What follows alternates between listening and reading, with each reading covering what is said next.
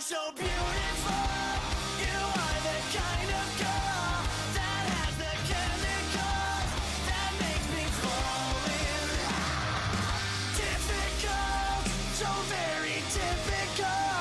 You are the kind of girl that makes me fall in love, fall in love.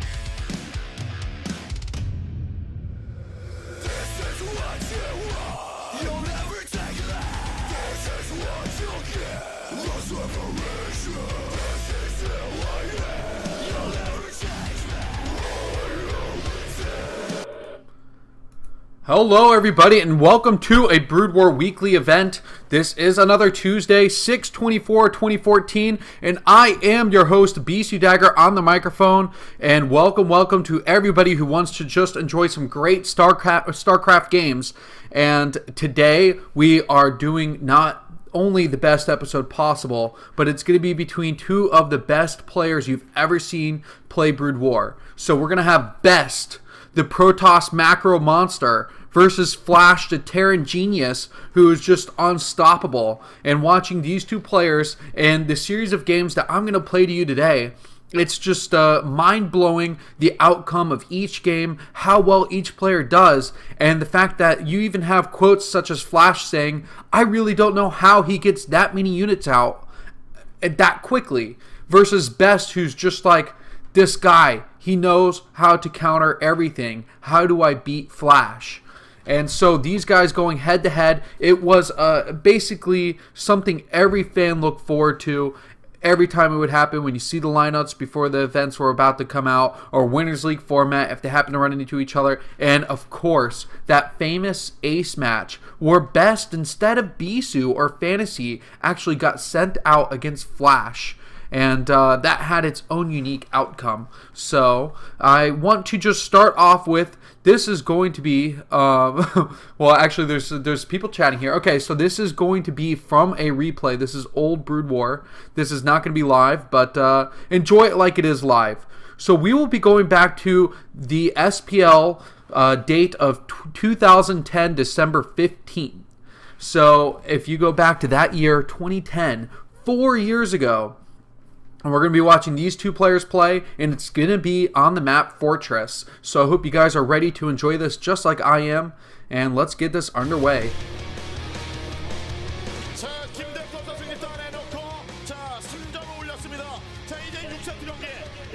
It's really cool to get a nice look inside of the Hero Center, and actually getting a quick replay of the last game. I'm not sure by the Korean who these players are, but it could be Sue, who's actually in the GSL finals coming up this week. So if you guys are a big Sue fan for SK Telecom, that could be him on here. I would like to look up that name real quick and see if I'm right. And then the Protoss player is probably going to be Stats, because he was the go-to guy there. So let's look up Sue. And yes, I am correct. So you're watching Indai Sue for SK Telecom in this playback versus, let's see if I can get Stats on here. Alright, and yes, that is Stats. So I got 2 for 2 on calling it for these names without knowing the Korean, so I'm pretty proud of that result there. And it's kind of cool to see these two players going at it, because while it was KT Flash for so long, all of a sudden Stats started picking up as like one of the best Protoss players in Pro League. Unfortunately, he just couldn't do anything in the individual league. While he was like, I would say easily a top 5 Protoss, he could never do well in the MSL or the OSL. I remember Sue when he was an uber noob at Brood War and lost to Firebat Hero. Yes, I do remember that too. Sue has come a long way, and in fact, he did play really well near the end of his Brood War career. So it's not like, StarCraft 2 saved his career, but it definitely took his career from a mediocre level of SKT Zerg to that high level Zerg player. And it looked like their Stats did just run over him using the mixture of Storm and Speed Zealots to pick apart his Zerg opponent here. But that's Bunky. If you guys don't know who the mascot is for SK Telecom, and you don't actually get to see him quite as much, I'm sure, in StarCraft 2, but in StarCraft 1, Bunky was at every single match. And now we have Flash on the left side, and just showing briefly BeSt on the right. We'll see him shortly here. And wow, in 2010, he only has a 2-star rating right now. That's kind of weird, but it looks like his record is 2-1. So I guess they're not really confident in his VP matchup, which is hilarious because a year later, he has the best Protoss record, versus Protoss record possible. And that's his liquid nitrogen right there. As a StarCraft player, his pokery sweet or sweat or however you pronounce it, definitely fuels him to victories. But BeSt, 3-star matchup here, but only 2-2 versus Terran so far, and that's going to be pretty interesting. Was Flash in a slump versus Toss in 2010? I thought that was the year that he just he tore apart Pure and Free in the MSL.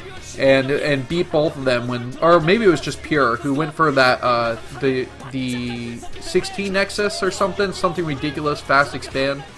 And yes, definitely 916. This is a replay here. This is 2010. And look at that, showing up the sign. A lot of KT fans out there, but don't worry, SK Telecom fans are there too.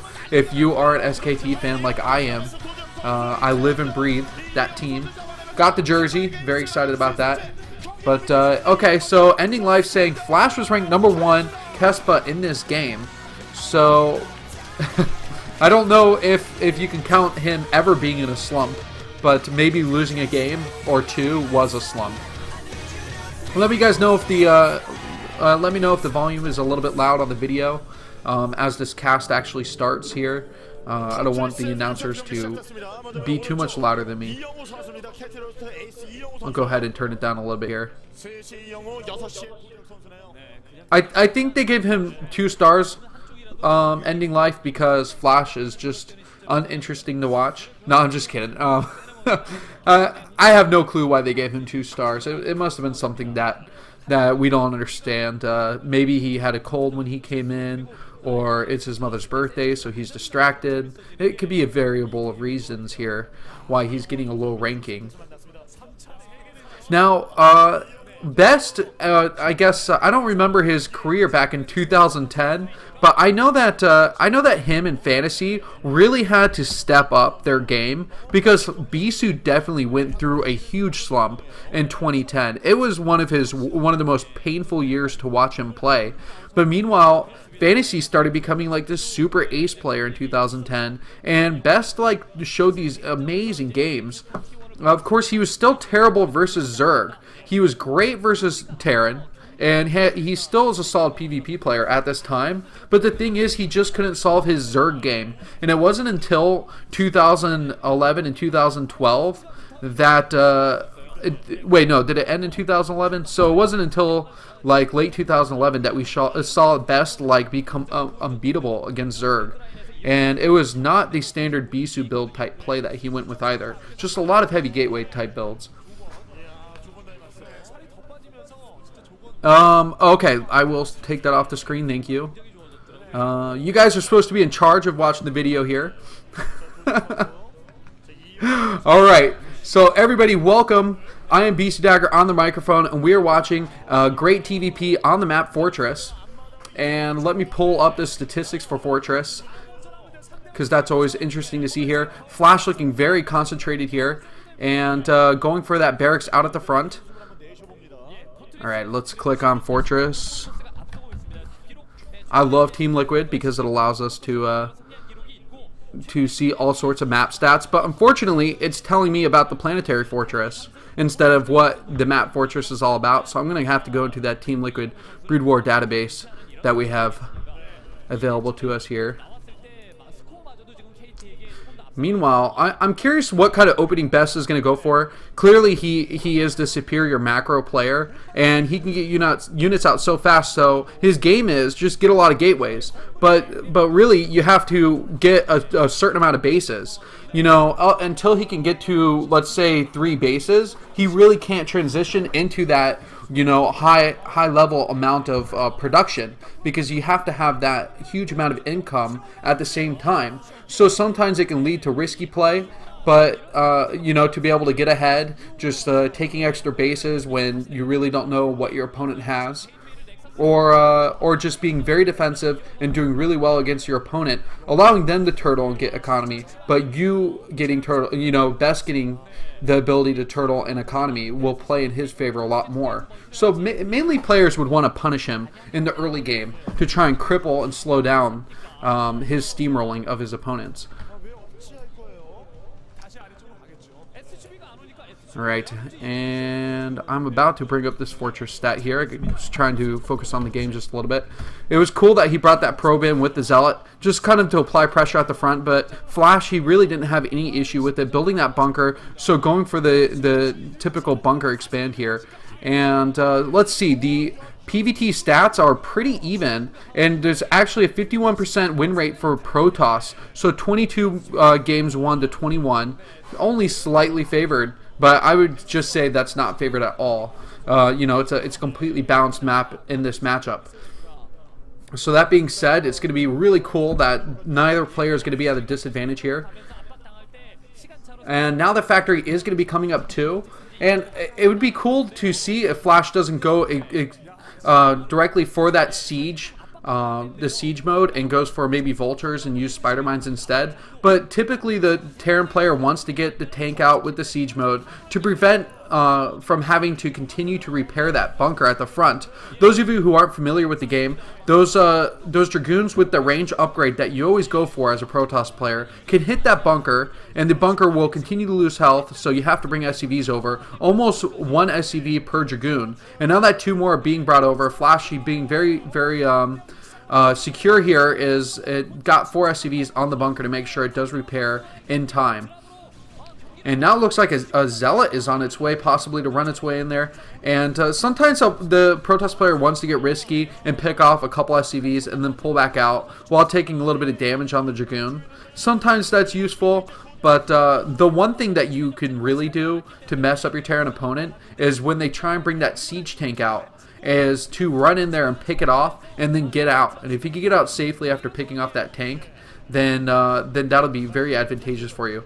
But while this is a completely low ground situation, there is no ramp leading to a higher ground inside the main, which makes Fortress a little bit more of a different map than usual. And now the tank is out at the front. You see, if a Protoss player is lucky and can catch that tank out at the front by the bunker, then he can take it out, and that eliminates any sort of like early marine tank push that sometimes Terran players will go for on a map, especially like Fighting Spirit. Now the pro transfer over to the natural base, and we're looking at this. It says 10.5 minutes on the YouTube video, but really we're only like 6 minutes into the game here, and so taking that Nexus at this time is still pretty standard. And he's getting the Citadel of Dune out, which probably means that maybe he's going to go for like 2 base Arbiter really fast. He could go for that. It allows you to build that Templar Archive, so you could build DTs out of it too. Definitely some options here, but the robotics facility is done. He's got the He's got the ability to build observers now. The observatory's done, and now this dropship play. This is going to be really interesting. Now this tank at the back, if it catches a few probes, it only takes a couple shots to take them out. But vultures are so efficient at killing probes. A really quick pull by BeSt, and now he's got his Dragoons with an observer in range. It's going to be a little difficult still to take out these units. So a really smart move by BeSt, or by Flash, who's basically denying a ton of mining here. While this is about 30 seconds to a minute now before he actually gets his probes back on that natural, or back on that main mineral line here. And now it looks like another dropship could be going in to harass that natural, and BeSt is going to have to keep himself together as Flash continues to try and nitpick at what could be weaknesses of this build by BeSt.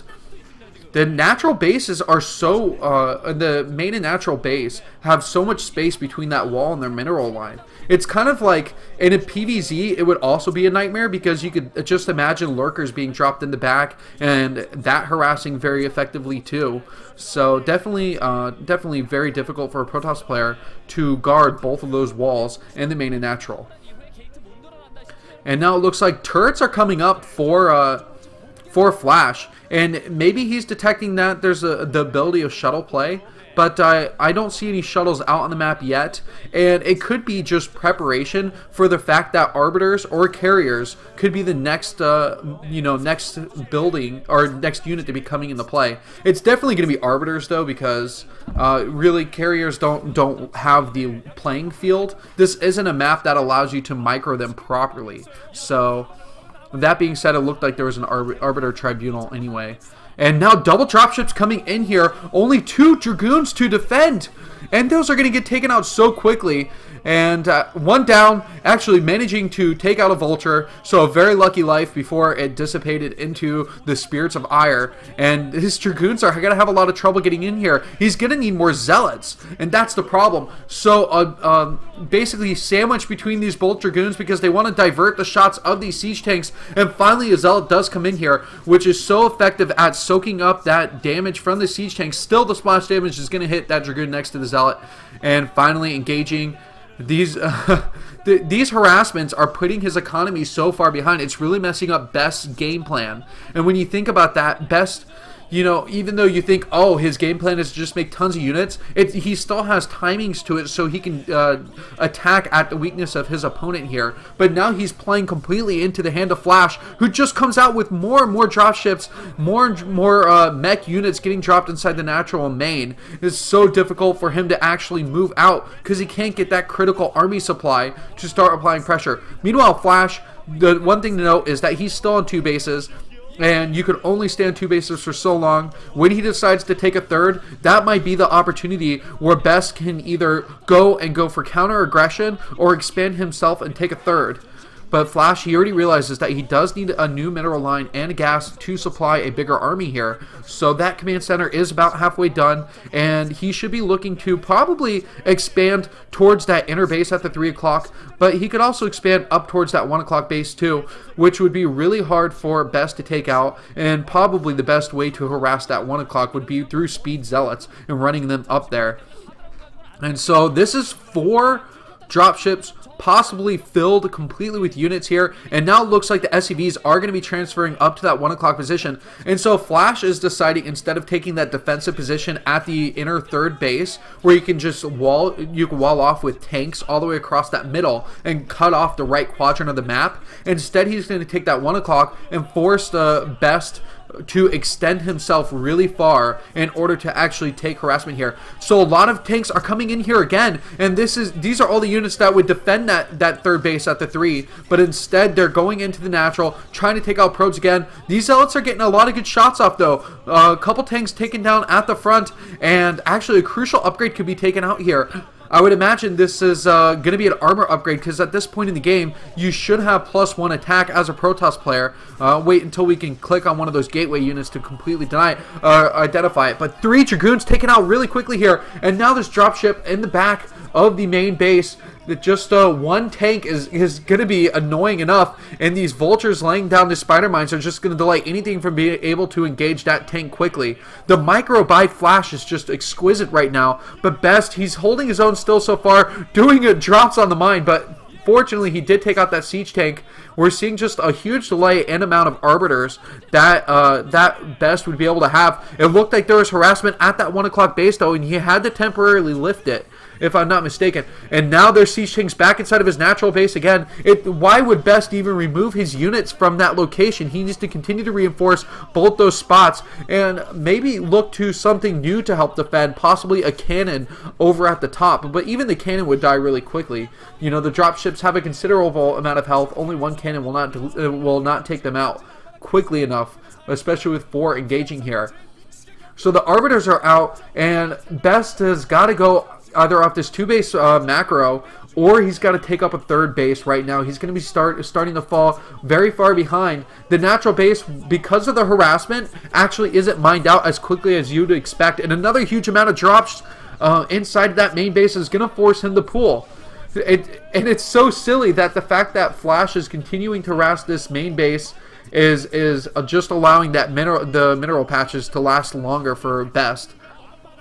But this is atrocious harassment here, and Flash's vultures are taking out tons of probes. There's no units here to defend, and that Dark Templar, is it going to get taken out? Actually, he does quickly pick off that spider mine that has the detection, and now that DT can help clean things up a little bit more efficiently here. And I like that he decided to finally build that unit. But that minefield inside of his main base, this is just ridiculous at this time.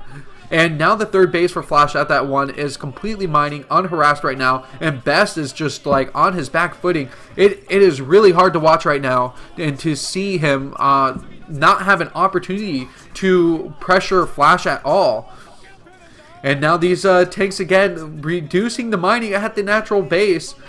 And the thing about microing the probes at the mineral line is you constantly have to babysit them to make sure they're mining in locations that aren't getting hit by the siege tanks, so that way you can maximize the amount of income that you have. And he's trying to take out these tanks. He might as well have built a scout at this point, because he needs some air to ground, clearly. And maybe a Corsair would have been very helpful too, to chase down those dropships. These are 2 units that you don't ever want to think about building in the PvT matchup. But honestly, building a couple Corsairs is cheap, quick, and can mitigate all this error, all this dropship play. So I would like to know what you guys have feelings on about this, but that's totally how I feel here. And unfortunately, that is going to be GG for BeSt.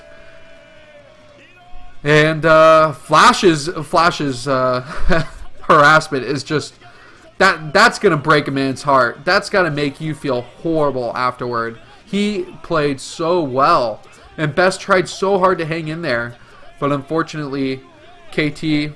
And that's only a 2.5-star rated game? What the hell is wrong with these people? I'm sorry, that's a 5-star rating. That's a 5-star beatdown, if I've ever seen one. And was that his 100th win or something? Is that what's going on here? Oh, that's rude. Yeah, we all beat you all in the last finals, but damn, son.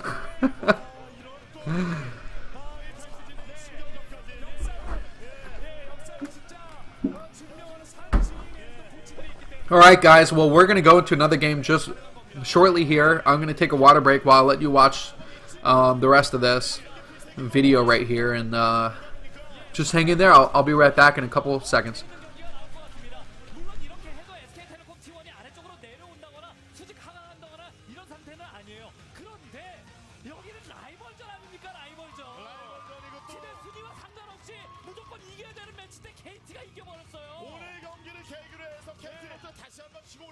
그렇죠. 완전 쭉쭉 치고 올라갈 수 있는 거죠. 1팀을 상대로 이렇게 자신감 있는 경기 운영을 펼쳤는데 그 어떤 팀이 무섭겠습니까? 방금 제대로 됐죠. 이영호 선수 이런 여유. 네. 승승장구는 상대팀의 에이스의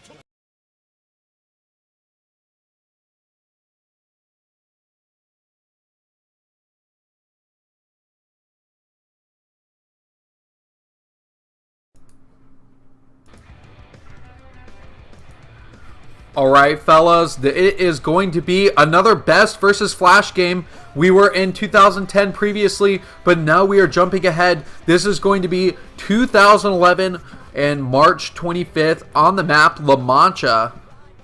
Last time we saw a devastating loss here, and now we are going to be looking to see if BeSt can bounce back just a couple months later and possibly take a win off Flash. I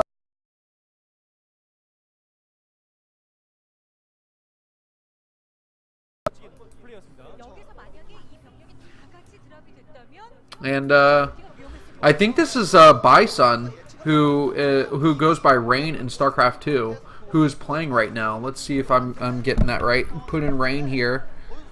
No. Is this going to be the Afrotoss? What's Afrotoss's real name? I have no clue. Oh.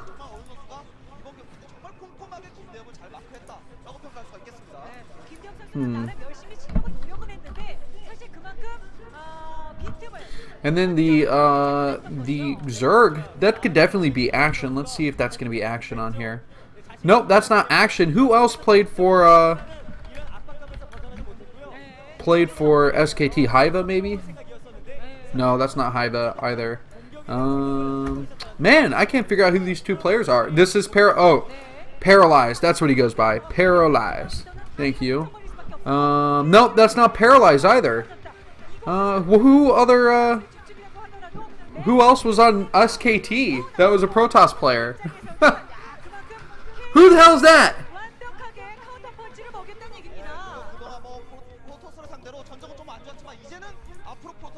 Was I looking at the things backwards? Hold on.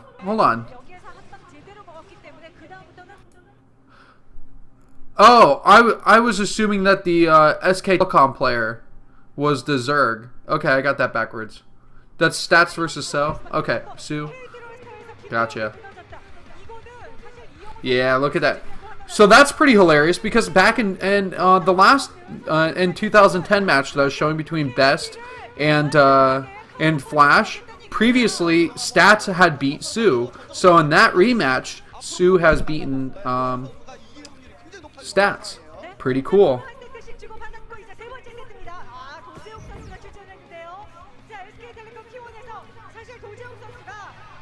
And now it looks like we're going to have the strongest player in Pro League, BeSt. Do you guys call him, I guess BeSt's the most handsome. Nada is the best looking. And where's BeSt? The most defined. I know that he's pretty strong. Oh, and there we got Flash inside the booth here. Playing as Terran. Imagine if he decided to race pick and didn't play Terran the entire time. Wonder how good he'd do at the other races. I know people used to say, or I guess Jaedong, I think, said that he and Flash used to play each other in TVZ, but they would switch races, and that Jaedong was actually really good with Terran, and that Flash was actually really good with Zerg. And I thought that was pretty fascinating. I wish we got to see them play a little bit more. And BeSt stopped wearing glasses in the later portion of his StarCraft 1 career. I know that he wore them earlier in his career, but I think that he may have switched over to contacts or something, but he really doesn't wear them quite as much. Oh, and here we get the intro. All your favorite teams. And yes, Flash's Protoss is really good. We saw a display of Protoss dominance when he played BeSt in the All-Star matchup and defeated BeSt, who was playing Terran. And I think that BeSt's Vulture Micro just wasn't that great. I can't remember all the other aspects to that game, but I definitely remember I felt like his early game in Vulture play wasn't, you know, the standard way that a solid Terran player could play.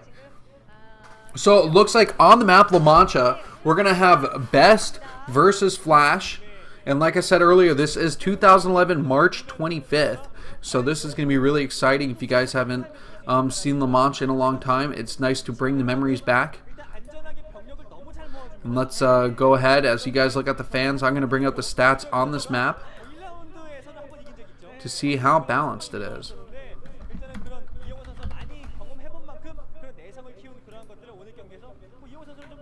So, as usual, it is a 4-player map, and these players have the opportunity to spawn in the 4 corners of the map. Desert text, desert tiles. And let's see, it is a Protoss favored map. It looks like here 87 wins to 62, a 58.4% win rate. So the odds are more heavily in BeSt's favor than the last time, where a map with even stats meant that Flash should win that game. So, someone calling this Hydra Bus City. And yes, indeed, these graphics are sweet. So it looks like BeSt is starting off with that gateway, and Flash is going to be going for that barracks expand, and typically he does. I think Flash is one of the Terrans that rarely went for siege expand, and when he goes for siege expand, it was definitely because he was going for something more tricky, like an early bio vulture tank attack. Which is more standard. Like I said, that's something that you would do on a map like Fighting Spirit, where there's a bridge and you can attack over that bridge. Even Destination is a map where you can do that on. And who's that handsome fellow right there? Obviously getting a good BeSt shot there. And it's important to see the faces of the stars of Pro League. So very shortly, we'll be seeing that barracks finish up, and then he could either build a bunker at the front, a supply depot, or which he's going with, or build that command center, depending on how risky he wants to be. But building the supply depot first is always important. And meanwhile, Flash is scouting down to the bottom left, and BeSt is not going to find his opponent either, as he does scout down to the bottom right. And immediately these players will say, oh, I don't see anything in the natural. We're not crossing paths with a scouting worker. Let's go scout the remaining corner. But okay, so this is interesting. Flash, instead of scouting down to the bottom right and continuing the clockwise rotation, is going to scout to the top right, because he wants to identify how close his opponent is. One, in case there is going to be an early attack, it will come a lot quicker due to the proximity of the bases. But also, if he decides, well, okay, I've identified that he's close, let me go with a strong early game build that can harass my opponent if he decides to go for a natural base. So he can identify that pretty quickly. So the bunker is going to be coming out at this front, and the 4 Marines are moving out.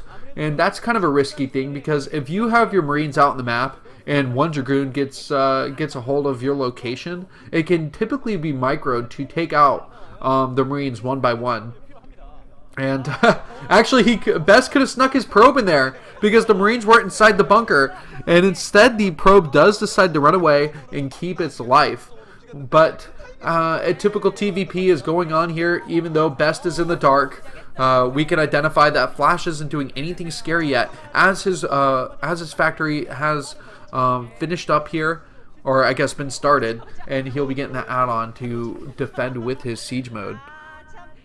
And what is going on with that probe over at the 9 o'clock? It's possible he could build something like a proxy. That could be always pretty scary here. But the natural is being built.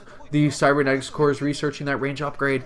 And BeSt needs to get a stronger economy in this game. I would like to see if he can defend against that massive harassment that Flash brought in the last game. If BeSt doesn't receive that same damage dealt, he should take a faster third, because that would play into his hands so much quicker if he can get away with it. And now applying that pressure here, getting that bunker as low as he can on the health, and it's always interesting to see what Flash's strategy is. I mean, every game, if Flash plays to make you bend to his will, go into what he wants to play with. And hello, Tupacalypse. Welcome to the BeSt versus Flash special of the Brood War Weekly. And if you guys enjoy watching Brood War, I am here every Tuesday. Although next Tuesday, possibility that I won't be casting, which would be my first time in, let's see, 13 weeks or something. I've been doing this for quite a long time now, since the beginning of April. So it would be the first time in 3 months that I would have to miss a Tuesday. And if so, I will make it up to you guys greatly. So the pressure being applied here continually, and that fast third nexus, exactly what I was saying here, is that he absolutely wants to get the economy early here. And so, okay, so let's read this question here. How standard is the whole whack the bunker with goons until a tank pops thing? I mean, how much damage is it actually doing considering the repair cost? Yes, so Tupacalypse replies, repair costs money, so it's very standard. And what I'd like to say is, to answer the question appropriately, think about how many SCVs you're forcing off with those Dragoons early on. Because, one, you're constantly making an army with your economy anyway as a Protoss player, because you need something to defend with in case your opponent goes for something you didn't expect. So now you have 4 Dragoons. What can you do with them? Attack that bunker at the front, and you're pulling 4 SCVs off the mineral line. And if you think about the cost of an SCV per minute off the mineral line is somewhere in the hundreds. I'm pretty sure it was like was it 100 minerals for an SCV off the mineral line? I haven't read that stat in so long. But yes, with the SCVs not mining plus repairing on that bunker, it costs a significant amount of money. Someone go to Wikipedia and find out, though, so I can give an exact number of how much mining costs per minute because of an SCV. And then you might get fortunate, and you could pick off one of the SCVs. And look at that, that's the Flash Cot. And if you guys aren't familiar with that, the mascot of KT Rawlster is the Flash Cot. He's got that ginormous head, and it's extremely freaky. I wonder if Flash catches in the corner of his eye his replica body, and is just like, damn, I'm pretty good looking. Look at that sexy mascot. And there's Bunky right there. And he is awesome. I feel like Bunky could have been a villain on the Power Rangers or a 5th Teletubby. Either one could have totally been appropriate here. So you guys vote. Do you think Bunky should have been a 5th Teletubby, or do you think he should have been a villain in the Power Rangers? Overall, the CJ Anthus mascot is still the ugliest thing on Earth. So There was a discussion on who had the ugliest mascot in the Brood War General thread, so that was pretty great. And Lomo was our mascot. God, Lomo has the best jokes. I remember reading the threads about people just hating on that guy. And in fact, there's a BeSt versus Lomo game that was suggested, but I don't think we'll get that today because of the number of Flash versus BeSt games that are available. So definitely a villain. Okay, we'll take that as the resolution to this question. And that pylon that he built early on at that 9 o'clock, the only thing it did was just make Flash aware that, hey, there's this pylon out in the middle of nowhere. But unfortunately for BeSt, he cannot warp in units to pylons across the map, as that technology has not been discovered by Protoss at this era. So Flash has taken 3 bases now, and he's got a decent wall of units. The tanks are set up with turrets, supply depots, and Flash is very famous for building walls of supply depots to defend his tanks, so that way you cannot engage units as quickly here. But it looks like there's a yellow mass in the middle of the map here on La Mancha, and BeSt might find an opportunity of weakness and engage against his opponent.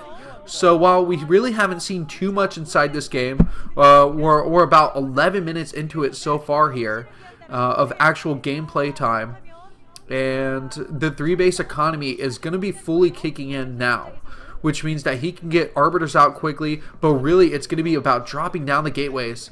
And you can see that he's already built quite a few inside of his main base, and this is where it gets scary.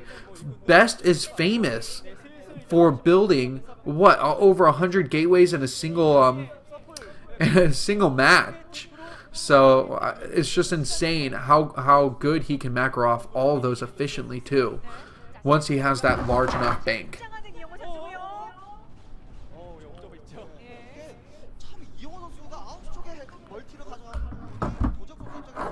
Alright, so it looks like BeSt is moving his units down to the bottom, kind of scouting out, but not only is he scouting, he's just trying to clean up any mines on the map. Fortunately, the mine sweeping is going to be minimal because Flash hasn't really been doing too much with his vultures, but now he is moving out and starting to claim that territory, and that's kind of what the vultures are doing. If you think about it, they're like dogs going on a walk, and as they go on their walk, they slowly stop into certain areas that are like, hey, this seems like a pretty interesting and important spot. I'm going to just piss on it. And instead of pissing, these vultures are going to drop down spider mines in those important locations that they want to mark, which is going to make it hard for you to just sweep your army across to respond to specific locations. But BeSt here, he's taking a 4th base, and that's a little bit of a look of concern on oh, look at Uv.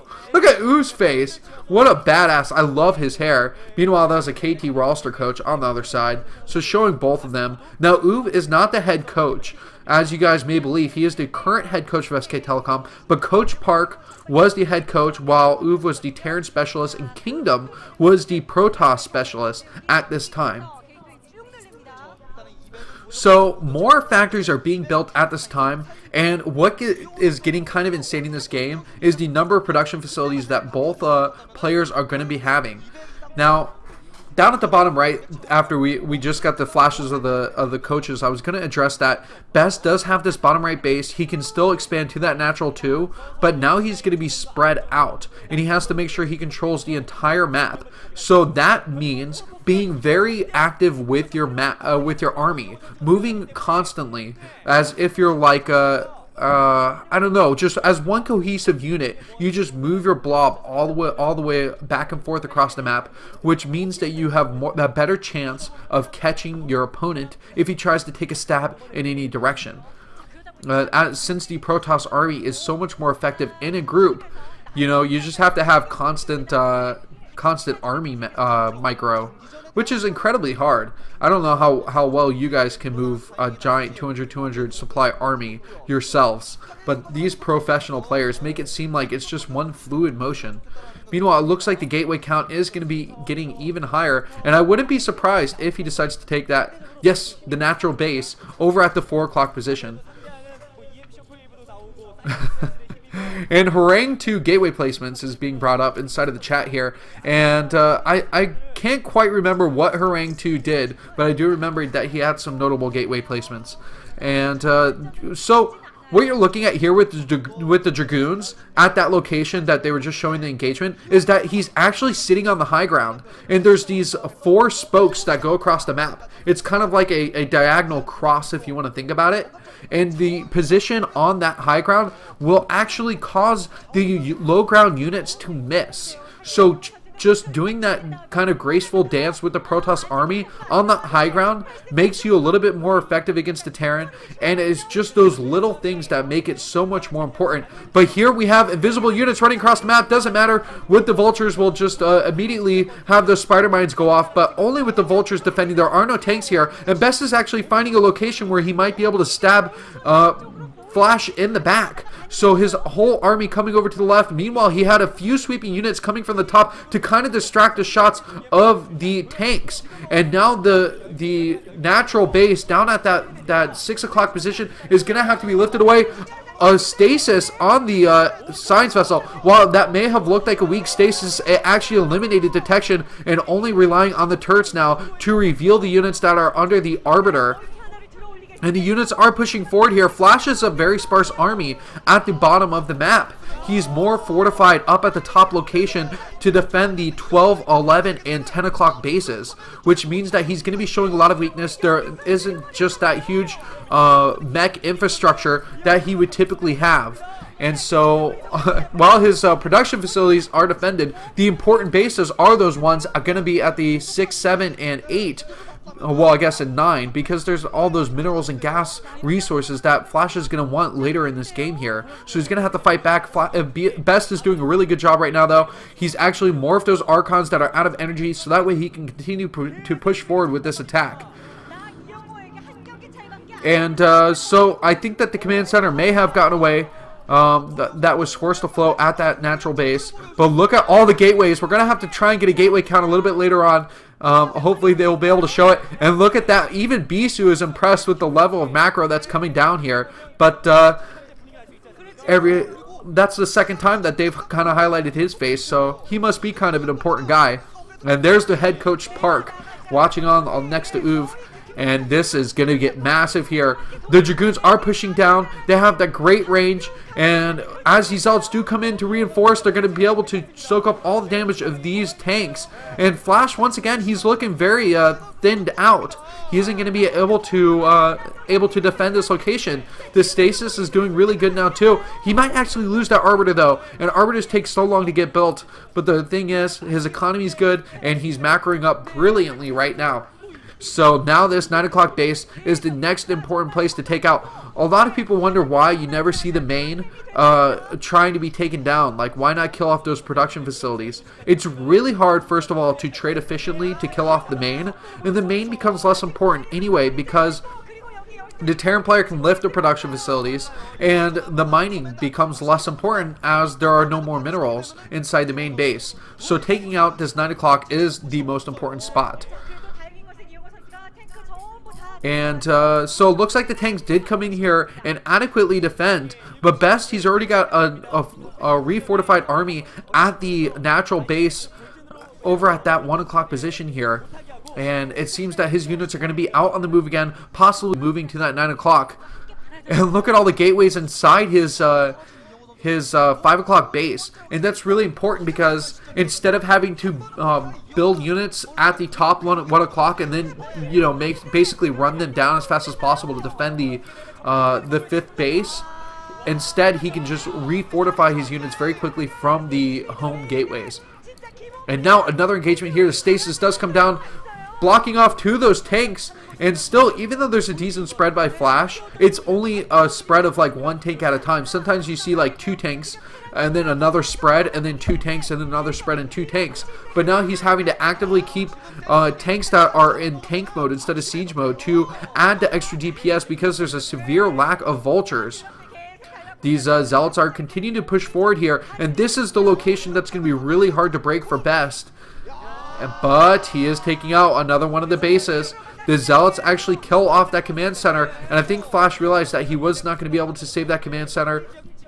and let it just stay on the ground to keep the eye of his Protoss opponent. But BeSt is playing really great right now. In fact, using bunkers to defend is not quite a common thing here. So Flash is just kind of pulling out everything he can. Having to waste minerals on Marines is something quite unique too, because you really want to just use that on Vultures who can control the ground with those spider mines.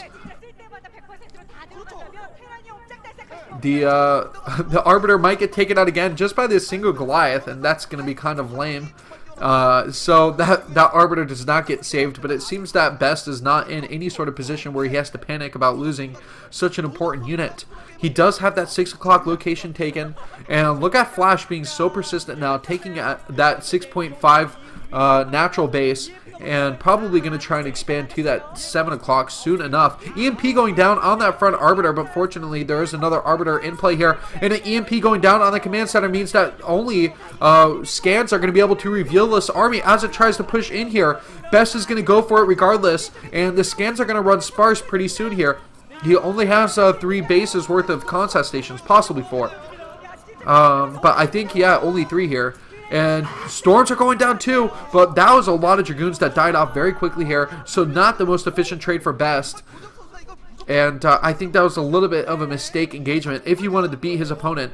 But 2 armor and +3 attack, but 2 armor and +3 attack for the mech units also. And so that's going to be good for Flash, who has a decent upgrade matchup with his Protoss opponent. Usually the Protoss opponent, you can try and get ahead with the double forge and just plow forward. But I think it's really impressive that both these players are just playing, pretty damn well. Even though Flash is taking a lot of huge hits by BeSt, he's still managing to hang in there, which is why he is just such a god tier Terran player. Any other Terran player would have just been fatigued at this point in the game and would have had to eventually tap out. So BeSt, he's got he's got like 20 gateways inside of his main base and that 5th o'clock base, so he's looking really good right now. And I think that this is going to be the final push here. The Arbiter is moving into position again. Does he have any more stasis, though? It seems like, the EMPs are just doing brutal work against the Arbiters. And another scan is going down, which is going to reveal the Protoss forces again, but it looks like there just aren't enough tanks, and Flash is going to have to deal with pressure coming down at that 6.5 base also. So this is going to be really difficult for him to hold on here. The Dragoons pushing in on that tank. It's going to end up falling, and now that one fortified position over at the natural is what is remaining.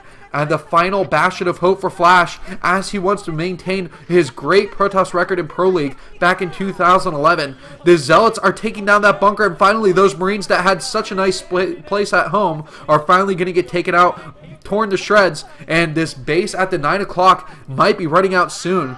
The Pokery Suite is just turning into sweat across Flash's forehead as he has to feel a little bit more panicked here. There is a turret defense at the main base, and you're going to see that it's going to be incredibly hard for recalls to be any sort of effective inside that main base. Like I addressed earlier, you cannot take out the main and in TVP very efficiently. But here he's going to be going for it too. He's going to be able to get that recall off. Just brilliant. Look how happy BeSt is that he was able to get the units inside. Actually showing a huge smile here, resembling that smile that BeSt had when he knew that he was going to be beating Flash in the SPL finals. And now these Zealots are pushing forward too. There's not going to be a lot of units inside to help defend, and he just found the weak chain link inside of Flash's defenses here. After all those turrets are actually taken down, and another recall could happen if he brings an Arbiter across. But it looks like the sweeping land units are going to be coming over towards that natural entrance across the bridge here, and La Mancha is going to be spelling doom for Flash, as he might not be able to hold on for his team. And GG.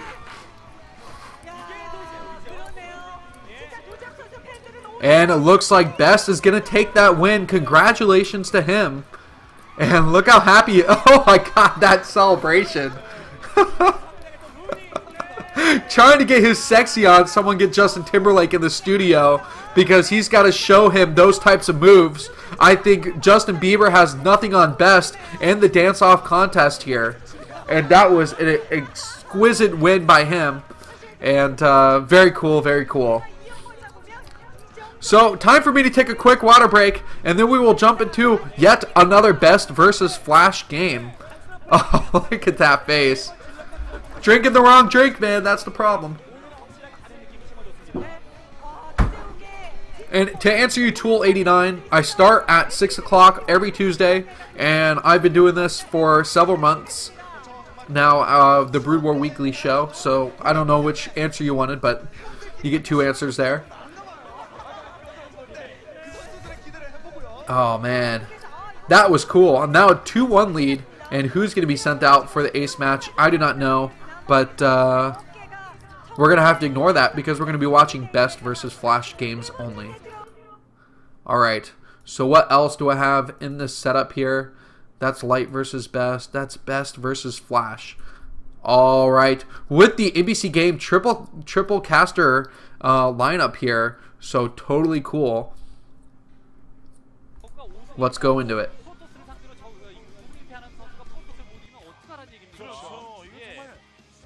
이런 결과가 또 나오네요. 붙어봐야 하는 거고. 예. 진짜 각본 없는 드라마가 펼쳐지겠습니다. 자, 이어서 STX 마스터 2011 토너먼트 최종전 예고를 해드리겠습니다. 내일이에요. 내일 토요일 오후 1시 물레는 로스 MBC 캠 히어로 센터에서 생방송으로 펼쳐져요. 네. 저희가 중계합니다. 얼마 안 저희 3시 남았어요. 중계를 하고요. 토요일 오후 1시 정말 얼마 안 남았네요. 몇 시간 안 남았어요. 지금 일찍 주무신 분들은 그냥 자고 So this is a really sad moment, guys, because we're actually looking at STX Seoul versus Hwaseong OZ or Hwaseong Oz, and both those teams are actually disbanded at this time. So that's really sad. A lot of the Oz players, Killer is still playing Brood War. Jaedong went to EG. Some of the players went to Team 8, Kespa Team 8, and then onto Green Wings.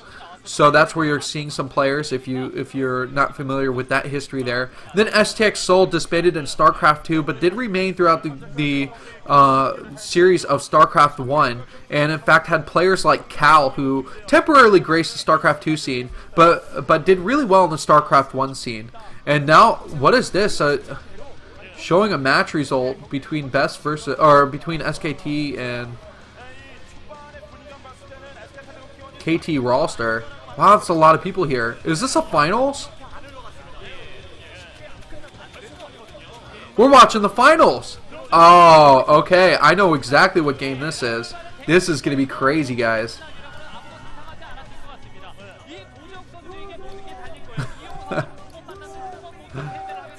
Oh, man. Guys, you guys know what happened? I referenced this earlier. So we are watching SK Telecom T1 versus Flash versus KT in the finals in 2011, August 19th. Now, BeSt here was sent out over BeSt and Fantasy as the ace player. And in fact, BeSt played Flash earlier in this series and lost. So showing a bit of confidence in a risky move here. I think they just don't believe in BeSt's PvT at this time. And then they don't want Fantasy to go out there because BeSt has prepared for this matchup. So this is going to be huge. The stakes are on the line. Look at that Flash caught in the stands ready. And it's really cool to see how large this crowd was back in 2011. Just absolutely amazing here. Who are you guys cheering for? Who are the KT Rawlster fans? And who are the SK Telecom fans in the chat right now? I'd like to see who's being rooted for the most. I like that they always put like things that like hearts for their name out at the front, so when the camera looks in through the side, they're like, "Hey, I'm awesome." Sometimes they put pictures of themselves. Oh man, you know. But if you guys are thinking this is a good Brood War crowd, did you guys watch the Sonic Star League finals? Current Brood War being played by Sonic, ran by Sonic. And if you guys aren't familiar with Brood War being active these days, it's actually been quite awesome. And he's got pretty large crowds, filled up a gymnasium full of young kids to watch that Sonic Star League finals here. But no, this is it. This is for all the marbles. This finals is going to be absolutely huge. And the fans are completely split. On the right from this view, KT fans. On the left, SK Telecom. And now we're seeing the gorgeous trio of casters in front of this screen. But don't worry, they won't the whole time. They won't be in front of this screen as we watch the game, fortunately, here. Seeing that good old glorious Kespa logo. This is the last NBC game casted Pro League Finals.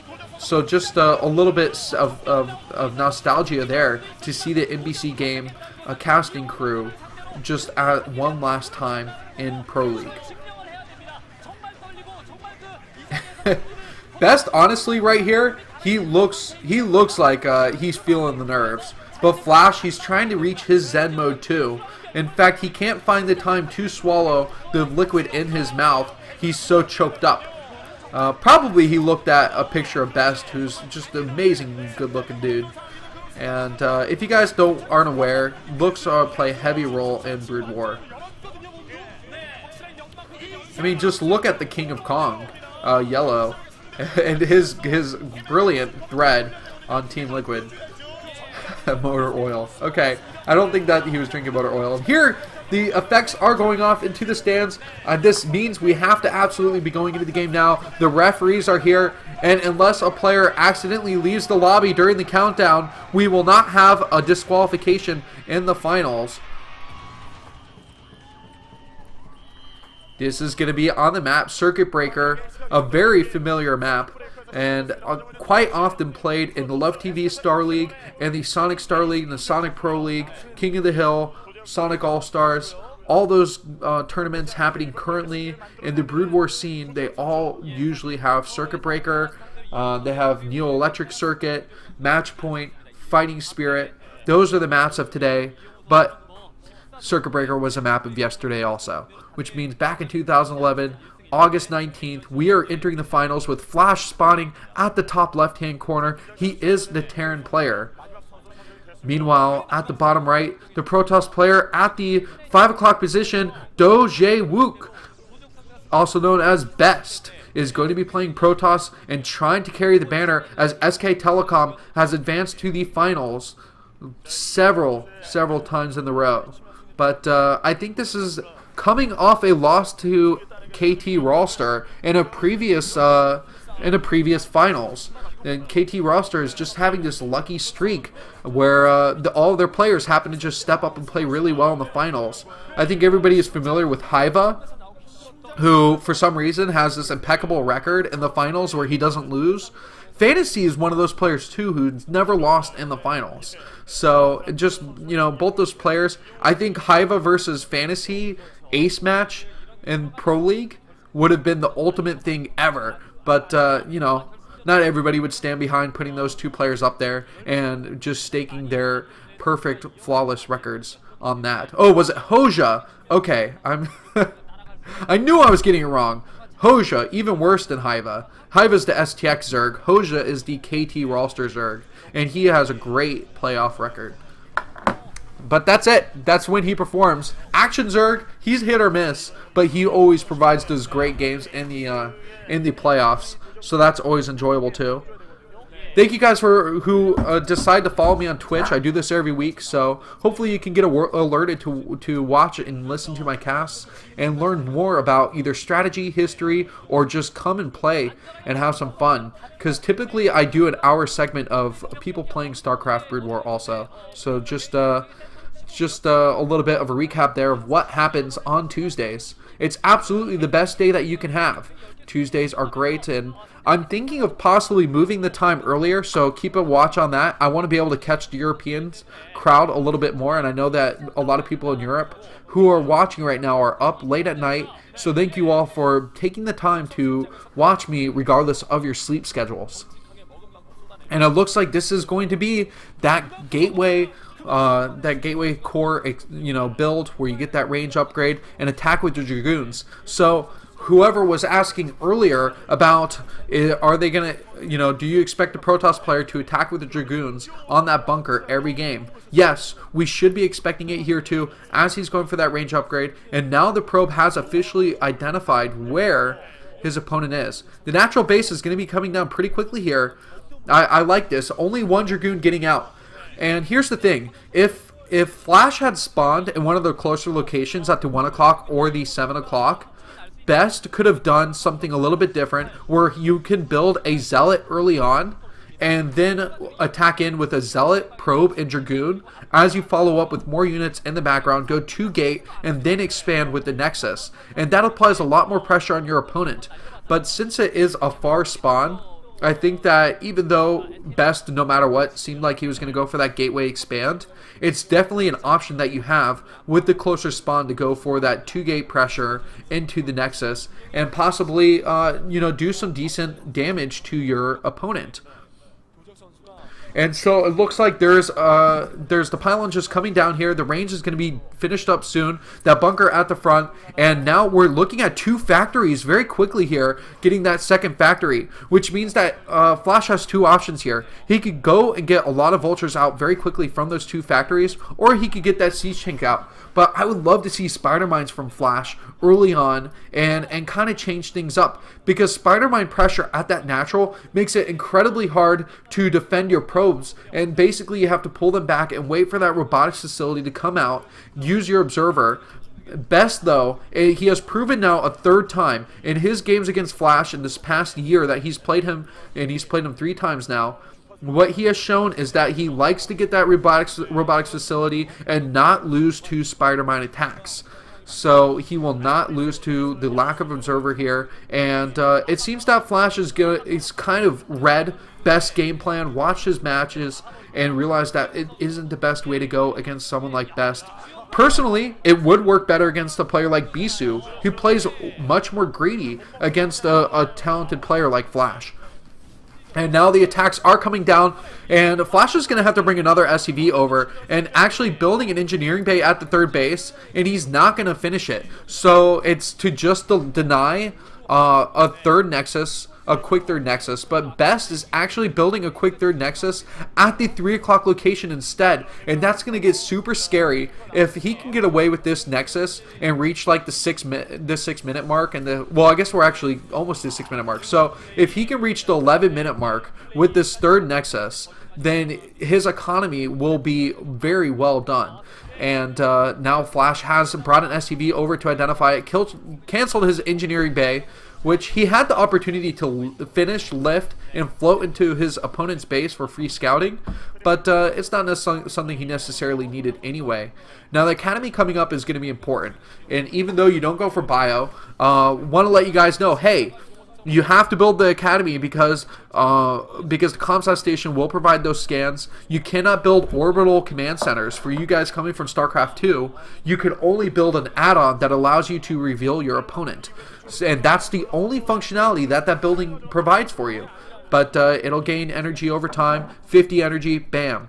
You can get that scan out. So it's going to be very important, so that way he doesn't lose to DTs, which is something we still haven't seen in a Flash versus BeSt matchup, is DTs, Reaver harassment, and really the detection paid off greatly when it came down to Arbiter play. So now the spider mines are coming out here, and look at that, there is no observer close to this natural base. That's going to make things a little bit tricky. And is he going to bring his Dragoons in there with the probes right there? No! Oh my goodness!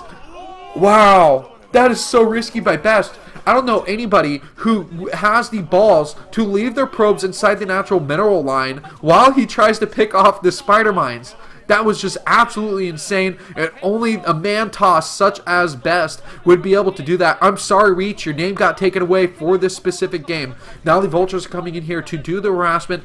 And what's really tricky about taking this 3rd base is that you can't properly wall off the down ramp with 3 pylons. It's significantly more difficult here, and fortunately BeSt does have the Dragoons to help defend. And like I said, you want to hit that like 11-minute mark with full Protoss mining at the 3rd base. So we're getting towards that 8th minute now, 3 minutes away from, is he going to hit that critical mark where BeSt's economy is going to be good, or Flash will have done the damage where off his 2 base he builds a command center, goes for the 3rd, and comes out with a strong push. So the command center is coming down at that 3rd base. I'm pretty sure that is going to be a mineral only, and yes, we can identify that now. It's a mineral only base, but that's going to allow him to pump out more vultures, get the proper amount of SCVs, build a ton of supply depots, and then expand over to that gas, which is a little bit riskier to take out. And so the engineering bay has been built finally also for Flash inside of his main base, and it's absolutely necessary because turrets are so useful for that standard Flash push out that we are used to seeing. Obviously the upgrades are coming out from the Forge, going to be that +1 first if he hasn't already got it. The +1 armor and attack upgrade are very quick to take and are very inexpensive. So as a Protoss player, don't bother wasting time not getting them. Get them very early and it will pay off. I can guarantee you that. So the upgrade's on its way. Now we're going to see a total of 6 gateways inside the main base. No Arbiter quite yet, or no Stargate play built up to see that Arbiter. And I think that all comes down to some decent harassment from those Vultures at the third base. Made it a little bit harder for BeSt to get those gases and start mining up from those assimilators. And now the Dragoons with that Observer are going to be pushing out to kind of go for minesweeping again. And a 4th base is going to be taken by BeSt too. And that's going to be absolutely awesome for him. I think that a mineral only is so much more beneficial for a Protoss player because Zealots are great at engaging against tanks, and since a TVP is always going to be a mech style game, you want to have as many Zealots as possible. So now the Templar Archives is going to be laid down, and it's not going to be because he's going to get High Templars. Don't forget, Arbiters require the Templar Archives before you can get the Arbiter Tribunal and build that important Tier 3 unit. Meanwhile, the turrets and bunker down at the 6. Now, I was talking about building a bunker in the last game and how you don't normally build a ton of bunkers at your expanding bases. But in this case, the 6 o'clock is a really hard base to hold, and that bunker on the low ground is a very, very nice defensive building to have, and so it's worth the minerals to build that additional base and filled up with Marines. It'll help you defend so much more here, because it allows you to have something to surround and easily repair also, especially when you have that huge engagement of the Protoss army. And this is just a swarm of gateways, to use a Zerg term here, laying down 7 more gateways. That's just an astronomical amount this early on. And the one thing that he is lacking is an actual physical army to help defend on the map. But Flash, he's kind of taking things in turn 2 and focusing on building more factories himself. But his masses of army are going to be getting pretty high up there. So BeSt is going to have to really show off his best macro game in order to deal with the 200-200 attack that we have to all be sensing from Flash will be coming soon.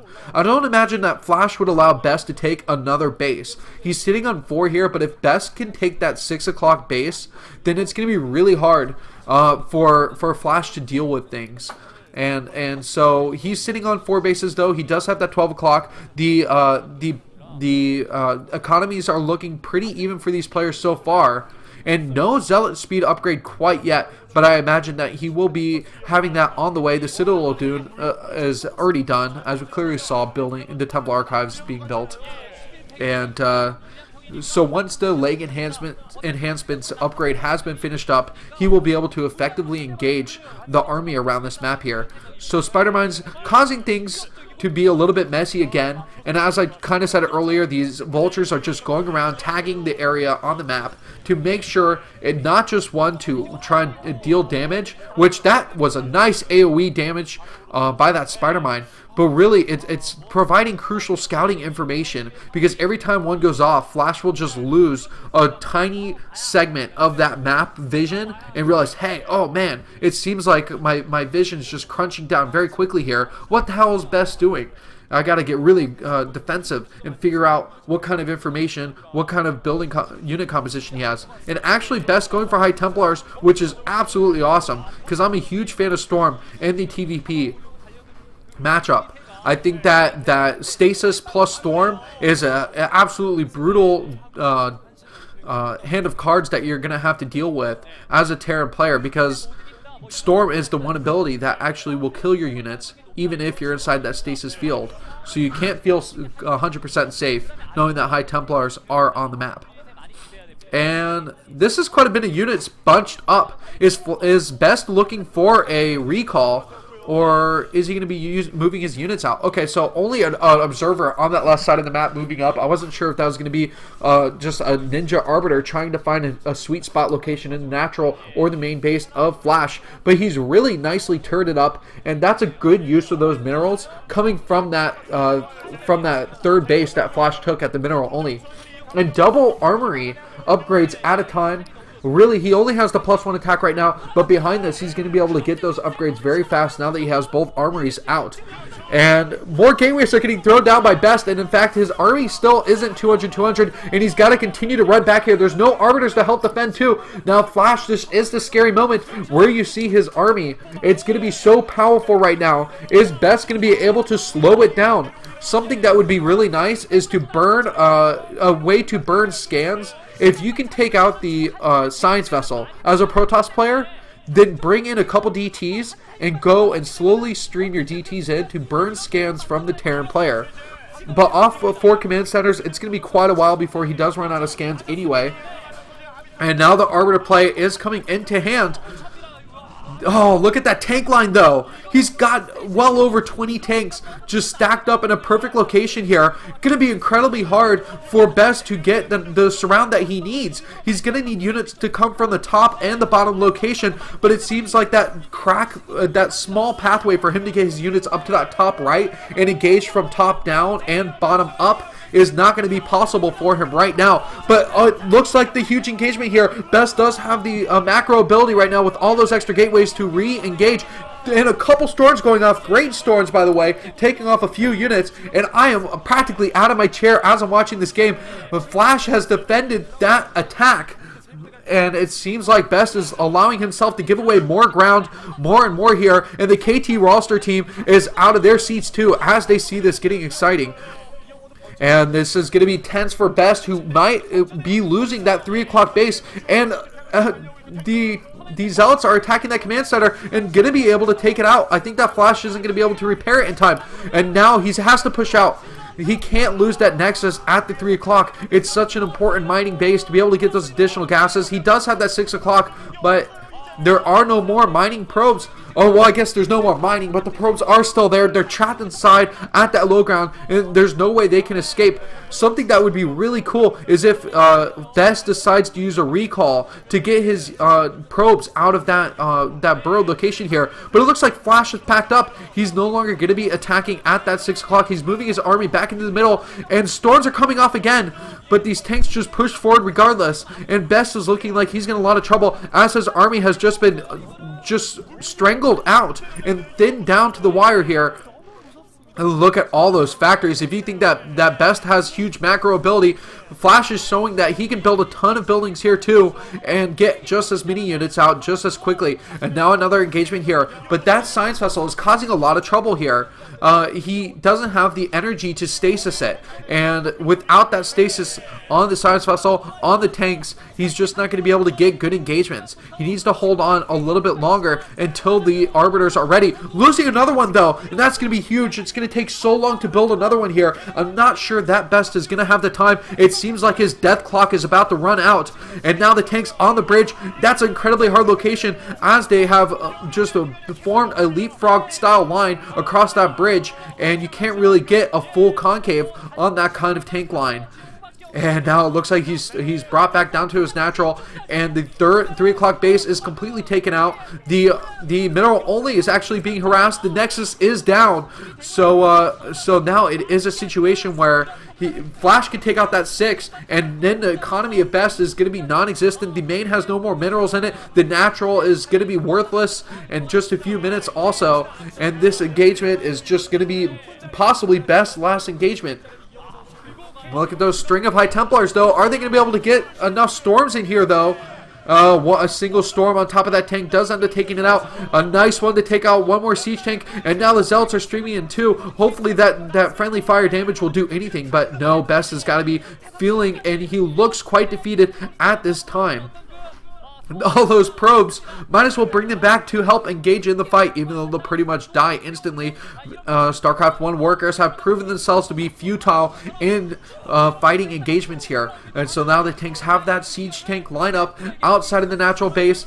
these defensive pylons here, really, they are defensive to allow the Protoss player a better positioning against his Terran opponent, are no longer going to be useful. And now it looks like more Zealots are going to be streaming in from the top. It seems like somehow BeSt still manages to come out with more and more units here and is cleaning up that front line of tanks. So not a bad job by him, but Flash, he's looking very secure here. A little bit of a hop in his seat, and just showing that that's not a pouty lip, that's a celebration lip if I've ever seen one. And now these tanks are in a position to take out that Nexus here. And look at that, that single DT with 1 kill is doing what it can to thrive forward here. And unfortunately, even DTs can't win the game at this point. The power of tanks is too strong. The mech of the KT Roster Terran Flash is just going to be too strong as he is rolling over the tiers of the SKT opponent BeSt. And now the production facilities, as these fall, there won't be anything left for him to hold on to here except for his reluctance to type out GG. I think Fantasy has showed him best right now to teach him to stay in the game as long as possible. But it's really just drawn out because he knows that the ace match has relied on him. Everything is resting on his shoulders. And as soon as he gives in, there's just nothing else that his team could do. This is the final game of the SK Telecom KT roster matchup back in 2011. Oh, look at that. The happiness of the coaches here. Really wanting this victory. It's very important to him. And when I've seen that many units inside of my base, I've never been able to stay there longer. Unless I was hiding pylons around the map. And Flash doesn't even care. He's losing units with these DTs. And just only sending 2 vultures to kind of take off with it. And he can't lift his Nexus. That's right. So BeSt has no opportunity to lift buildings and hide them in the 4 corners of the map or something to force out a draw. And this is going to be really unfortunate here. I wonder how much longer this game can last. I mean, this is just, it's heartbreaking as an SK Telecom fan to watch this. But, to appreciate what KT roster went through, how hard their team fought. And beating SK Telecom, there's nothing sweeter in the world than defeating the great kingdom of the SKT. So, KT roster, congratulations to them, as it looks like they're going to be wrapping up this victory here. One last attack here. Look at those Zealots taking out a bunch of tanks here. But BeSt, I don't know how he's managed to stay in this game this long anyway. It's very commendable that he has an army left to fight here, and now he's going in with the tanking Archon. Something that BeSt probably has taught him, to make Archons and lose PvTs. But look at that, he cleaned it up. What's up with you, Flash? Why not crush the dreams already? And so Vultures are free and have 0 build time. Yes, Vultures, 75 minerals. They practically are free at this point in the game. And they build pretty quickly. But that doesn't mean that Terran's broken. Protoss, they have a flying cloaking device that can teleport units all around the map. Pretty freaking awesome. Oh, and now Flash has finally realized that BeSt has a base at the top 1 o'clock position. And now he's moving in to cut. This is the cloak and dagger move. He is getting ready to take apart everything that is the hope and dream of the opposing team. The production facilities are no longer available, and GG by BeSt. And a historic moment in the history of Brood War as KT roster gets one of their few victories in the finals. And this is an absolutely huge one.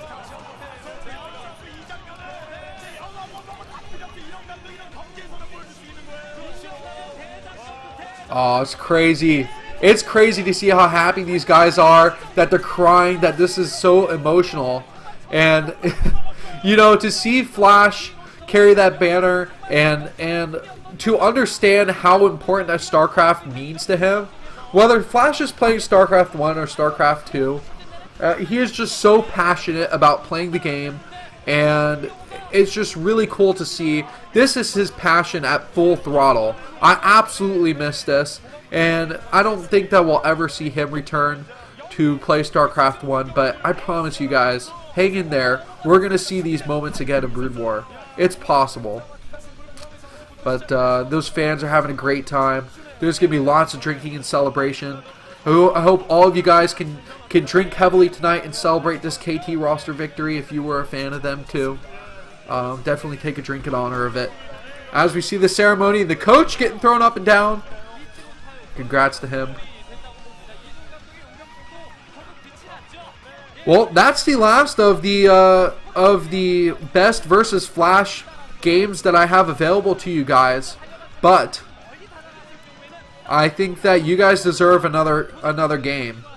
So, Game Fever, and this is not live. This is from 2011, August 19th, when BeSt got defeated by Flash in the ace match of KT roster versus SK Telecom.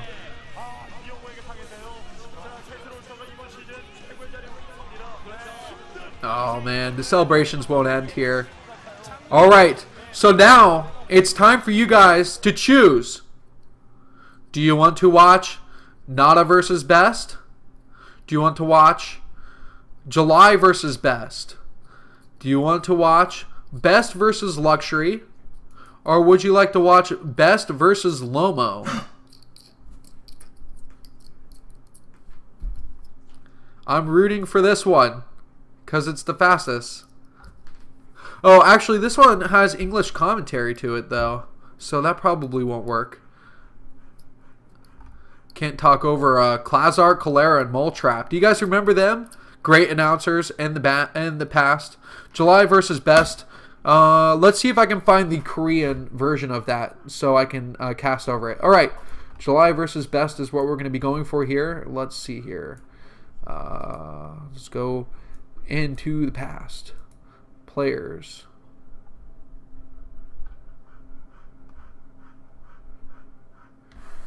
And it's cool to see that in the rankings of players when StarCraft 1 ended, Fantasy was number 1, BeSt was number 2, Flash number 3, Zhongbi number 4, Zero number 5, Sulky number 6, Stork number 7, Shine number 8, Su number 10, and Effort ranked 11.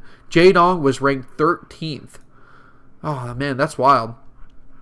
And Rain was actually in the top 50, so not bad for him. Let's look up BeSt here. And we're going to go look for this exact game on Othello. Very historic one for BeSt also. As he played July, the God of War, I guess they like to call him in StarCraft 2. What were some of July's names in StarCraft 1? Do any of you guys remember? Alright. On Othello. Cool. View VOD. Oh, and this one does not have 31 minutes of fluff. So very, very cool indeed.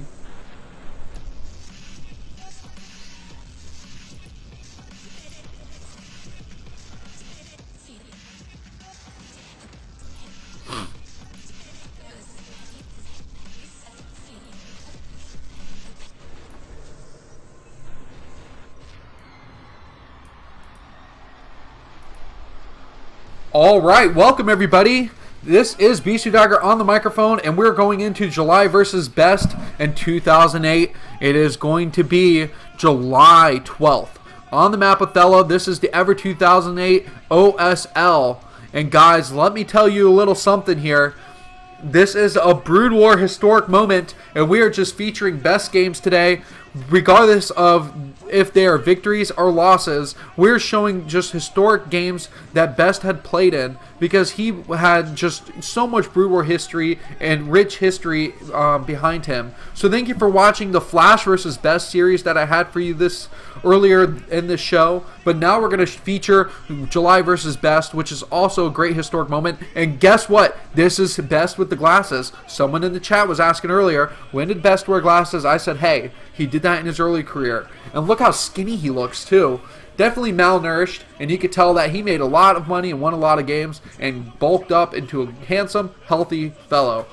Meanwhile, July, he won a lot too, and his golden mouse definitely allowed him to fill himself up. And look at the crowd. This is awesome.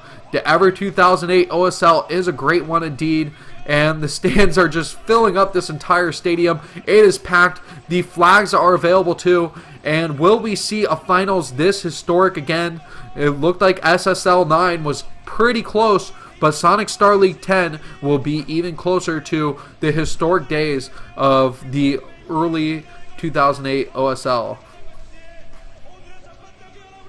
So July was actually called God of War and Brood War, so that's good too. Nice to know. And here it looks like the countdown has begun. And this is going to be a best of 5. It is really cool to, yes, note that there are so many small kids, but today there are still tons of small kids that absolutely love and enjoy playing Brood War. Now, it looks like our Protoss player BeSt is going to be spawned at the bottom middle location, that 6 o'clock base on Othello. Meanwhile, we're going to be seeing July spawning at that 1 o'clock base. He is our Zerg player, July.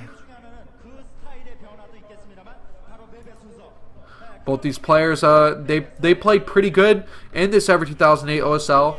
Went down some pretty hard paths, and I believe that BeSt was coming off his impeccable PvP record, just slaying Protoss players, and 10 esports dollars if you can guess who those players are. So let me look up the Othello stats, as I always like to do on TLPD here. And as I look at it, in PvZ, Zerg versus Protoss, 15 victories to 18 victories. Zerg has a 45% win rate. So, the map is in favor of BeSt, and that's always a good thing to know.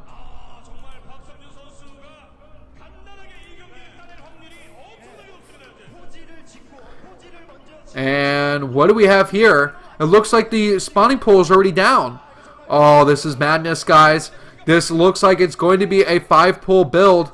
Meanwhile, this is going to be... Is he going Nexus first? Is he going to go Nexus first? Or it looks like he's not building that forge. He's actually got the probe there to build a Nexus.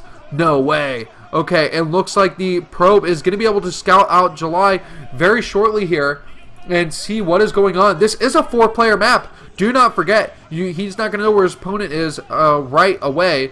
But it looks like the forge is going to come down. But things are already getting spicy as game 1 is underway. The lings are out. What is BeSt going to do to reply here? This forge, it's not even finished yet. He can't go Nexus first because of this fast spawning pool, and now he has a really delayed forge, and in fact he should be building another gateway here too to block it off. Oh my goodness. So the lings are about to hit the natural base. It's just a wide opening. It's a welcoming sign. Hey, come in here. Let's celebrate this game 1 together. And it looks like a cannon is being built inside the main base. And it's going to come down to these probes just surrounding the cannon. He can't allow this cannon to get taken out. It absolutely has to finish if he wants to hold on to this base, but still no gateway being built at this time either. It's just purely cannons, and July is doing some sick micro here. He's actually getting some shots off and put himself in a decent position here, but the probes almost have a surround on the Zerglings too, and the cannon finishes. Is BeSt going to hold? Uh-oh. July's going to be in trouble. It looks like BeSt is building a... What is this? A cannon out on the wayside here to the right? This is very peculiar here, that he's building this cannon in this location here, but maybe he's going to build a gateway along with it. Just very peculiar. Meanwhile, gas is finishing up, and yes, he does build a gateway, so that cannon is there to help defend the gateway, I guess, and he's going to be going for that proxy play. Meanwhile, BeSt is secure off his 1 base at the current time, even though speed is a possibility for these lings now that we see that the extractor is getting mined from and the economy is going a little bit better for July. And here it looks like the lings are on the scouting path to find out exactly what BeSt is going to be up to and how he's going to respond to this. Just such a genius player, July, and how is he going to respond once he realizes where this cannon and gateway have been placed? But behind this, an additional base has been taken, and BeSt realizes that July has expanded, and he might be thinking to himself, oh, this is going to be perfect for me. But only one gateway inside the main base. That's going to send off a trigger in July's head. Hey, I know I harassed you, but I did not do nearly enough damage. Oh, the Ling is it within view. Is July identifying that there is a gateway here? Oh, and finally he did move over, and he's got to know that the gateways are there. He absolutely has to. And all SK Telecom players are filling up the first two rows, are just like absolutely in awe of what is happening here because of how intense this first game is. It's such a crucial game too. Will he be able to win out this series? Losing a first game for either player is just so crucial on your mindset. And the lair is actually going to be finishing up too, so it's possible that July could be going for Mutalisks behind this. The creep colony is coming down. The Lings are out to attack these zealots and actually getting some a decent surround on that back zealot, and it's got to be getting low on health here. So now he's down to 3 zealots still, and a decent pressure by July to pick off at least one of the zealots and force BeSt to delay his attack even further. Off these two hatcheries, he's gonna have enough to defend. It seems like the 2-gate attack just isn't going to be strong enough, and BeSt may have overthought his play here. And now the Lings are coming in to apply pressure. If the zealots leave this little island of production, then it's gonna get taken out by the Lings, which July will wisely backstab with. And the Spire is gonna be finishing up soon, and once mutas are out, he will not be able to defend because the air attack is going to be so strong. There aren't any Dragoons out, and this Spire is on its way. It's going to be done soon. And look at all those Lings actually heading towards the main base, and that's something that July has also identified, that if there's 2 gateways out there, what does he have back at home? I should be able to get some damage done. And instead, they have another force location located by those 2 gateways and looking for the perfect opportunity to engage. That cannon is pretty hard to get to with those 2 zealots blocking off that pathway though. Oh, now the Cybernetics core is coming down. A Nexus also. So completely ballsy moves by BeSt still as he's trying to expand. But he also realizes that it's a necessity to expand. But he's got to get Dragoons out at the same time. This Cybernetics core is coming out really late, and he cannot even produce goons. Meanwhile, the Spire is going to be done. Mutalisks are going to be out very shortly for July. A lot of people are feeling panicked here. That woman, she felt a little sad because her cute little BeSt player is not in the best position here. While July, he's sitting off 2 bases. And not a ton of drones, but he does have that mining gas for so long now. He can go in there and attack with his mutas. Is this going to be it? Are the huge fans of NBC Game July going to be cheering him on as he could possibly take this victory here?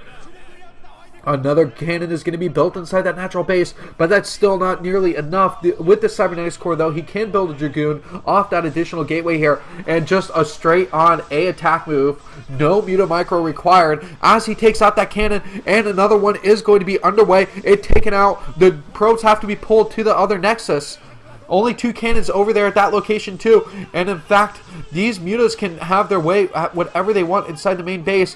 Now the zealots are going for a huge counterattack towards that natural, trying to find what damage they could get done, but with 3 Sunkens at the front, they should easily defend that base. While 3 Sunkens enough aren't going to be able to hold, there are a set of Zerglings there to help defend too, and they will be able to just wrap around on those zealots. This is just a typical Zerg versus AI Protoss type defense drill if you guys have ever played against the AI.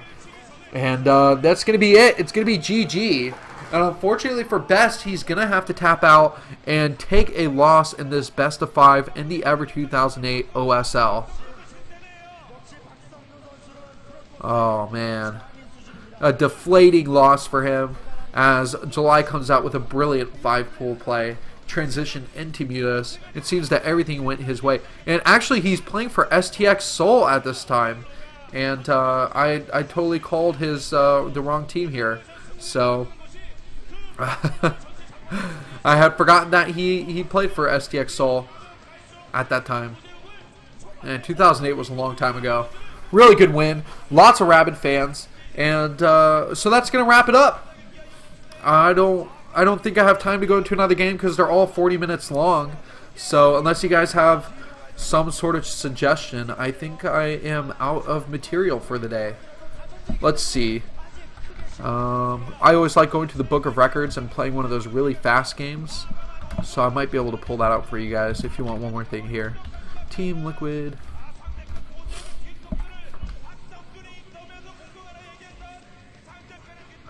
Lots of yelling in the background. We're going to have to watch one of the longest broadcasted games one day. Shine versus Kanata, a 120-minute TVT. I think I would have one viewer, which would be me, by the end of that. Oh, that's horrible.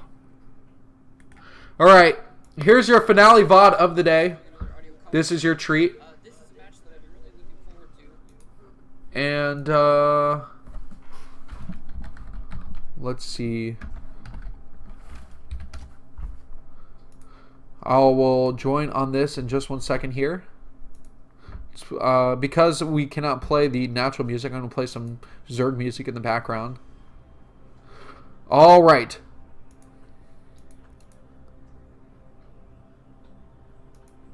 Stork versus GG play is way too long. Okay, we're watching Boxer versus Stork in October 14th, 2007.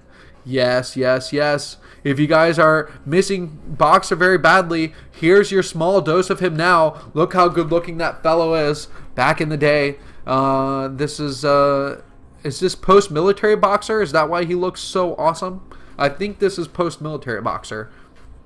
Meanwhile, we do have Stork spawning at the top right-hand corner. This is on the map Bakmogaji, and that is just a completely old map. Man, I don't even remember any games that I've watched on this, but now I could say at least I remember this one. And it looks like, yeah, there are going to be military fans in the stands too. So Box, he is the one who created the Air Force Ace. He was the Air Force Ace creator of the Brood War team. So this says he was in Air Force Ace at the time. Okay, so he's actually not part of the SK Telecom team. And it's really cool that that Boxer had such a huge role in creating SK Telecom, in creating Air Force Ace, and playing so well for all the teams that he played for. And look at this. There's some interesting stuff going on here as a barracks is being built and the natural location of Stork's natural. So basically going for some barracks pressure early on. So 2 racks now. Meanwhile, this is going to be a proxy gateway play for Stork also.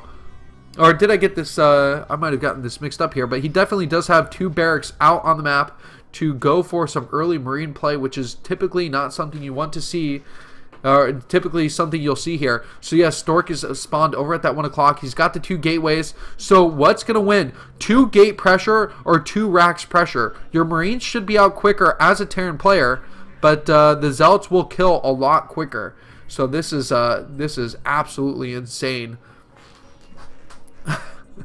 The SCV going in the scout now to see probably that nothing is there at home. And this is one of the Bakmogaji is one of those weird maps where it has a neutral sunken colony on it.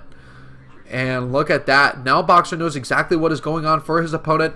It looks like an SCV and a Marine is going to be on the way too. And with the SCV there, he can actually build a bunker very safely inside his opponent's base. And I wouldn't be surprised if that's something that he's going to go for here, is build that bunker. But right now, 2 Marines are going to be on the way. Meanwhile, Zealots are going to be out. Prods are going in for the attack here and are going to realize that there's more Marines out here that are engaging. Boxer has to deal with Micro on both sides of the map as his SCVs are getting hit with Zealots. It's going to be a little bit more difficult here. And I really would have liked to see that bunker put down by Boxer, but now he's put himself in an odd position here. He's not getting a lot of damage done on these Prods, but they are chasing him really far away from the attacking location. Meanwhile, there's not much defending inside of his main base either, so he's going to have to deal with whatever's left. The Zealots have been pulled though, and it looks like Stork wants to bring his Zealots in to take out the rest of this Marine clan as they are getting chased by even more and more probes. Boxer's in a lot of trouble here. He's lost all his SCVs inside of his main base, and so while we thought Barracks Supply might be the best way to go here, BBS is not the right strategy when 2-gate is on the way. And these Raids and SCVs look like they're going to get taken out pretty easily. Boxer's control just isn't the way it used to be before he went into the Air Force, clearly, as he is going to be possibly having to type GG in this game. The Marines are going to get microed back even further, but even with perfect micro, it's really hard to take down those Zealots. And that's going to be it. Slayers, Boxers out. Stork, the crusher of hopes. So, that is going to be the conclusion of today's Brood War Weekly. Guys, thank you so much for watching my cast today. And if you have suggestions on what you would like featured next week, go ahead and post them in the chat. I love casting Brood War and having you guys watch me, so I can't wait. Hopefully I'm here next weekend. I can't promise it. I have a vacation. I'm leaving early on Wednesday. It's 4th of July and 2 Fridays from now, and 4th of July in the US means that it's Independence Day, and so definitely one of the vacation days over the summer here on the East Coast of the United States. So that being said, if not, I'm going to bring you double the enthusiasm and coverage the following Tuesday, which would be like the 10th or something. So do the Fantasy versus Jongbi series next week. That's definitely a possibility. That's a fun one there. I don't really like reliving that because Fantasy doesn't do well against Jongbi. It makes me sad. Old school maps could be cool. Island maps, that might be pretty interesting. The only thing is, some of those island maps just have really long, drawn-out games. But we all know that famous island map game with Boxer, where he drops Goliaths everywhere in the PVT. Oh man, I forget who that was against, but it might have been against like Kingdom or something. Either way, thank you guys. Leave comments on my Brood War Weekly thread if you enjoy it or you want to add anything to critique or say that you like. And then go to the BeSt post-mortem thread that I created. And no, that doesn't mean that BeSt is dead. I'm doing a mini documentary on BeSt. And I'm going to be putting together that very soon. And then after that, I'm going to be doing a series of mini documentaries on players that you guys absolutely enjoy seeing that maybe aren't the Flash Jongbi or Flash Jaedong Stork BeSt lineup. No, besides those 4 guys, who else do you miss that are retired from Brood War? I'm going to do kind of those mini docs on that. So just something else to add there. Okay, it's the end of my Tuesday. Everybody take care. I'm going to go watch The New Girl now, eat some food, and clean my place. So take care. Love you all. Goodbye.